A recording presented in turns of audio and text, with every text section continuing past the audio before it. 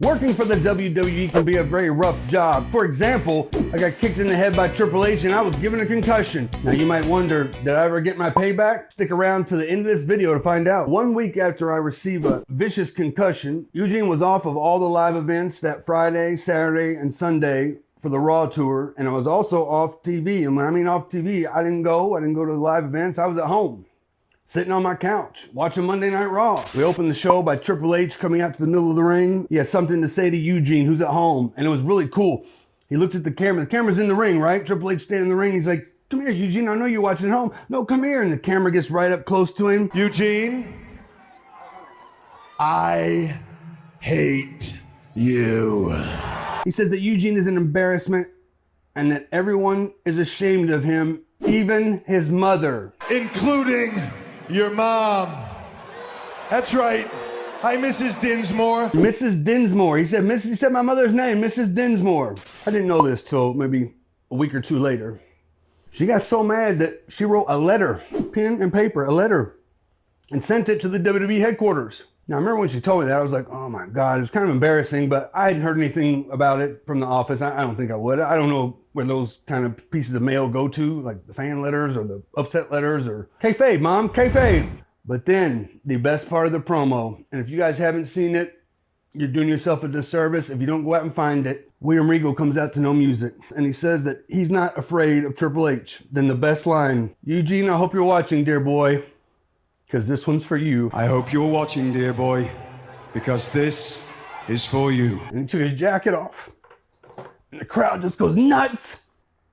And if anybody wants a master class in how to physically attack somebody and make it look real and make it look good, when Regal jumped on top of Triple H, I mean, he was throwing lefts and rights and all over the place, and Triple H is trying to get away, and Regal's just attacking nonstop on him, all for his friend Eugene. And that solidified the Regal babyface turn. So now we get to the episode of Raw that is the actual subject of this video. The main event of the night was the 60-minute Iron Man match. Champion Chris Benoit was defending against Triple H. Did Eugene get involved? Well, stick around and find out. I was always heard that the mark of a good wrestler, a good worker, is to be able to do the hour time limit draw, the hour Broadway.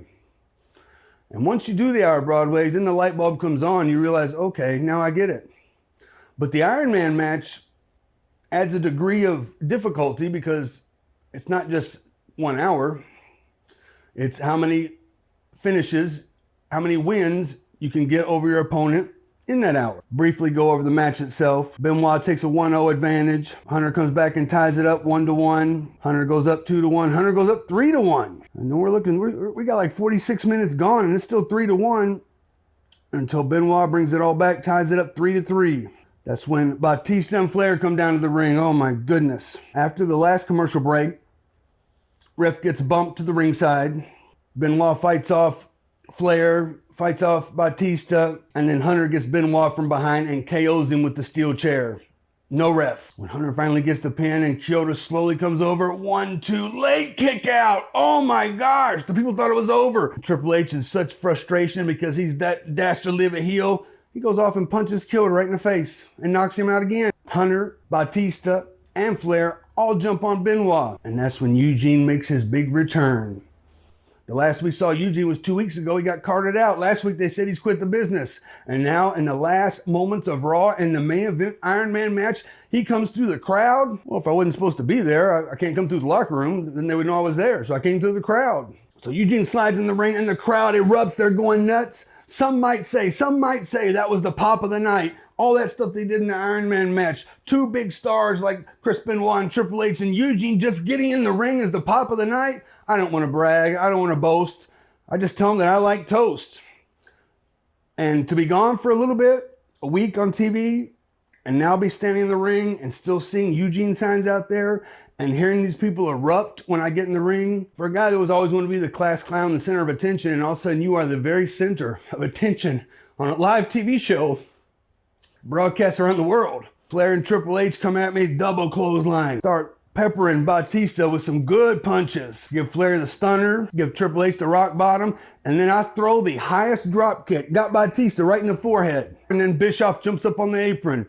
And I came over and walloped Uncle Eric, walloped him I turn around, Triple H swings the chair, but Eugene outsmarted me, ducked, kicked him in the gut, and then Triple H dropped the chair in the middle of the ring. In that moment,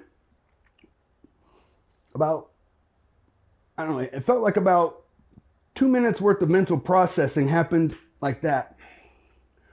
I'm reaching down to pick up the chair, and I think to myself, wow, I haven't swung a chair in a long time. I gotta make sure it's good. I gotta make sure it's a good one. I gotta make sure it's big and strong and make sure it's good. And it was like just after I thought that, I hear Triple H whisper, "Lay it in." And I swung for the fences. And I walloped him and the crowd went nuts. Chair. Oh, damn! My God, what a shot! Now you might be asking yourself, did I swing the chair extra hard in order to get payback from the concussion? Do you think I would do that? Do you think Eugene would do that? My opponent trusts me with his body. I'm never going to do anything to intentionally hurt them. Triple H said lay it in, and I knew I needed to lay it in, but I swung it as safely, as correctly, and as best I could, and I think it landed perfect. I'm not going to say I didn't like hitting him. We'll just leave it at that. And so as I hit Hunter with the chair, he goes down, I get rid of the chair, start doing the airplane dance around the ring. I had to get to a specific number on the clock before I went out and got Kyoto and threw him back in the ring. And I think I needed to waste about 10 seconds because I don't want to get Kyoto there too early because we want the 3 count to happen as close to the end of the 1 hour mark as we can. So I doidle around until the time comes and I go out to the floor. Benoit has the dramatic long crawl and throws the arm over. Now Kyoto's out on the floor. Kyoto's not a small man. He's not huge, but he's not a small man. And I deadlifted him off the ground. And I watched it back. I don't know how I did it. I picked him up, and then I got him up enough to throw him over the bottom rope and let him roll in. Now, I don't know how many people have picked up a limp wrestling referee. Okay. But he was heavy, and that was a strain. Eugene comes over, drags him closer. And then the slow 1 as the time's ticking down. It's tied. The falls are tied at 3 and 3. 2. Time's coming down. 3. Benoit wins and all's right with the world. Eugene leaves the ring. I go up to where JR and Jerry the King Lawler are back in the commentary desk when it was back off the stage. And I jumped up on top of the table. And as Benoit's getting his hand raised and holding the belt up, I'm cheering him on. Oh my gosh, that's my buddy. And then as Benoit left, I'm still on the table. And that's when Triple H starts to come back up, come alive. And that was the stare down that ended the show between Eugene and Triple H. Now to take you behind the scenes a little bit, I had to work with Vince McMahon directly for, I don't know, a good 10 minutes on how he wanted Eugene's facials to be at the very end of the show, because this was the closing moments, and this maybe in his mind thought was going to sell or not sell the pay-per-view, sell or not sell the angle, and Eugene had to be angry. I'm in Vince's office and he wants to make sure, Eugene can be angry, he can be mean, because Eugene can be mean. And I sat there for 10 minutes making faces at Vince McMahon, literally. No more, come on, more.